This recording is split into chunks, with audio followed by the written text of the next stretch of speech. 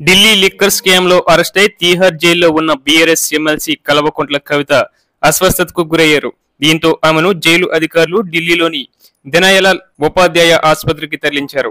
కవిత ఒక్కసారిగా కుప్పకూలిపోవడంతో వైద్యం అందించేందుకు జైలు అధికారులు ఆసుపత్రికి తరలించారు. ప్రస్తుతం వైద్యులు ఆమెకు చికిత్స అందిస్తున్నారు. కవిత ఆరోగ్య పరిస్థితి ఎలా ఉందనేది తెలియాల్సి ఉంది. కాగా ఢిల్లీ లిక్కర్ స్కామ్ కేసులో అరెస్ట్ అయిన కవిత జ్యుడిషియల్ రిమాండ్ లో భాగంగా ప్రస్తుతం ఢిల్లీలోని తీహార్ జైల్లో ఉన్నారు. దాదాపు 4 నెలలుగా జైల్లో ఉన్న కవిత బెయిల్ కోసం విశ్వ ప్రయత్నాలు చేసిన ఆమెకు నిరాశ ఎదురవుతుంది. కవిత ఈ ఏడాది మార్చి 15న మద్యం కుంభకోణంలో అరెస్ట్ అయ్యారు. అప్పటి నుంచి తీహార్ జైల్లో జ్యుడిషియల్ రిమాండ్ లో ఉన్నారు. ఢిల్లీ మద్యం కుంభకోణం కేసును మొదట సిబిఐ దర్యాప్తు చేపట్టింది.